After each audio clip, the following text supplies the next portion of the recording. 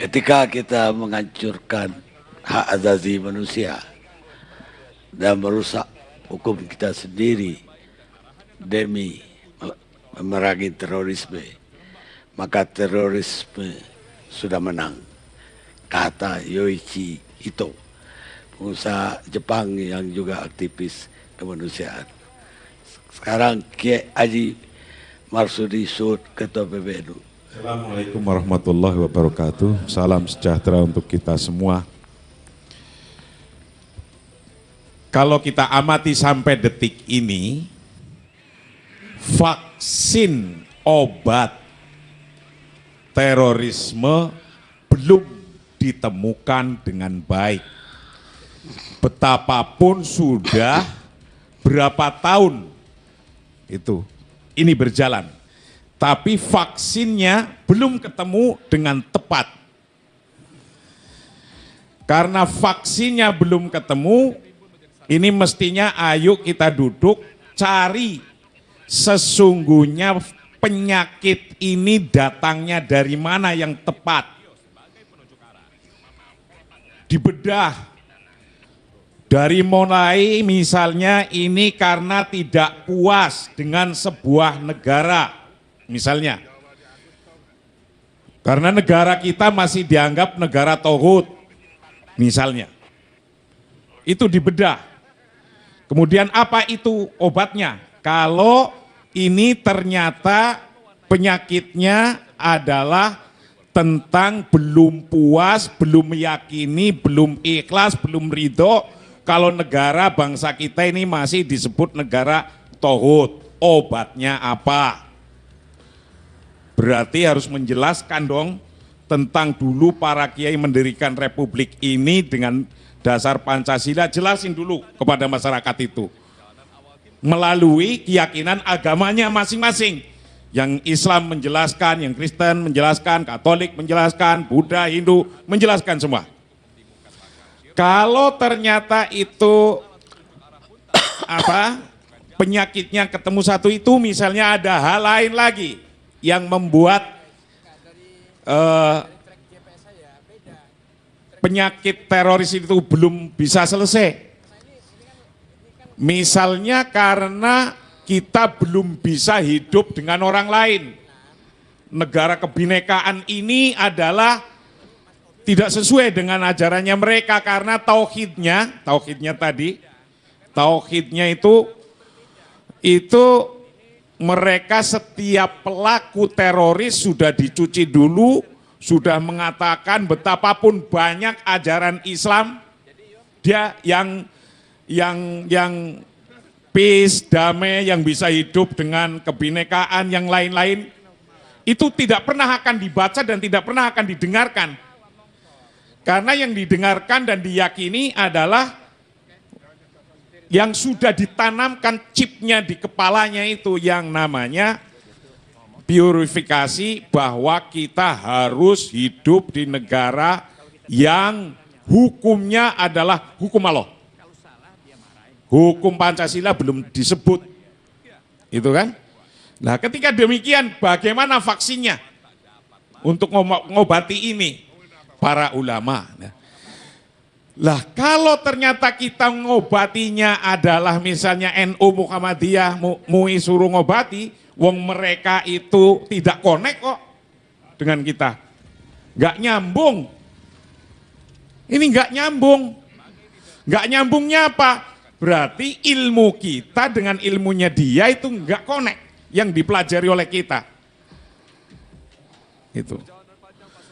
Misalnya kayak yang surat yang dibacakan oleh Pak Karni, Al-Quran, jelas begitu. Wong dia nggak pernah membaca atau nggak pernah nyambung, nggak pernah connect untuk itu, ya nggak akan nyampe itu message-nya. Atau hadis yang mengatakan man adza dzimian faqad adzani misalnya, wong itu nggak pernah connect kok tentang ajaran ini, yang nggak akan bisa pikirannya nyambung. Maka ketika kita akan ngobati mereka, minimal 2 langkah ini harus ditempuh. Yang pertama, proteksi terhadap non-teroris. proteksinya bagaimana? Yang kita itu belum kena. Padahal saya pernah membaca sebuah tulisan yang itu adalah menanyakan di daerah Jakarta dan sekelilingnya. Anak SMA sudah 18% yang pro dengan Islamic State. Ini 18% SMA yang pro Islamic State. Nah itu kalau dinaikin sedikit, jadi apa itu kira-kira? Nah ini maksud saya proteksi terhadap mereka yang belum ke situ. Itu juga harus digarap. Besar sekali memang Indonesia ini. Kalau nyampe bayangan kita itu sampai ke situ. Memang mungkin begini, masyarakat juga harus memahami perilaku-perilaku sosial terhadap masyarakat kita, sekeliling kita. Dulu nggak ada. Kalau ini dianggap pendatang baru yang sekarang membuat onar demikian itu pendatang baru. Dulu itu nggak ada misalnya. Itu ya harus dipahami oleh bapak-bapak dan ibu-ibu terhadap anaknya. Faktanya masih cium tangan bolak-balik saja, ternyata ikut mereka. Itu yang di Cirebon, yang di Kuningan, kan rasanya itu kayak masih anak kita lah, masih dekat sama ibunya, masih dekat sama bapaknya, tapi ternyata ideologinya sudah masuk ke mereka. Nah, ketika demikian, saya ingatkan ini kepada bangsa Indonesia, cobalah kembali lagi kepada ajaran Islam yang dari dulu nenek moyang kita ada. Kira-kira begitu. Islam yang dari dulu para wali ajarkan ke sini sampai sekarang ada. Karena yang ikut yang baru-baru sudah menakutkan begitu. Menakutkan yang baru-baru. Lah, ikutlah organisasi-organisasi, syukur-syukur organisasi yang sudah lama. Ya ada NU, ada Muhammadiyah, ada Wasliyah, ada apa saja. Ada Persis, itu kan ajaran agama yang memang dari sebelum Indonesia lahir. Dan organisasi-organisasi ini adalah yang mendirikan Republik Indonesia. Kembali ke sini. Karena apa? Keontetikannya dalam ajaran jelas terpelihara. Apalagi kalau di pondok-pondok pesantren, para kiai-kiai NU dan habaib, itu mengajarkan ilmunya, itu harus jelas. Anda gurunya siapa? Gurunya guru Anda siapa? Gurunya guru-guru Anda siapa? Seperti saya belajar kitab di pesantren, Fathul Qorib saja. Saya punya guru A, guru saya punya guru B punya guru terus.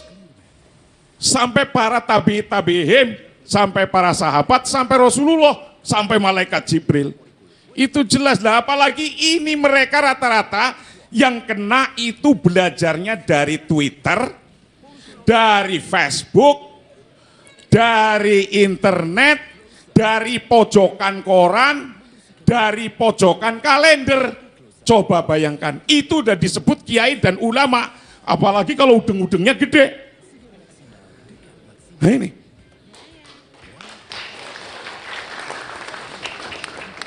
Nah, maksud saya, mana ini yang tepat? Di sini kami mengingatkan kepada bapak, orang tua, waspadalah. Jangan kepencut pada ajaran-ajaran yang baru. Ajaran-ajaran ini para organisasi yang sudah lama-lama sudah bisa dijelas itu. Muhammadiyah, NU, dan lainnya. Jika yang sudah terjadi, jadi radikalis yang sudah masuk, maka juga harus dicari ini obatnya yang tepat sekali. Apa sih? Mungkin NU belum bisa mengobati mereka. Mungkin Muhammadiyah belum bisa mengobati yang mereka. Yang bisa mengobati mereka ternyata Pak Iqbal atau Pak ini, Sofyan Sauri. Karena itu sudah connect hatinya. Kalau Sofyan Sauri dan Iqbal kurang, kasih tahu kita. Biar nyambung sama mereka. Itulah kira-kira. Saya yakin bangsa Indonesia yang mayoritas Islam ini tetap ke depan akan menjaga nilai-nilai keagamaan kita, nilai-nilai yang tidak ternodai oleh ajaran-ajaran yang pendatang baru yang tidak kenal bangsa Indonesia dengan culture-nya. Terima kasih.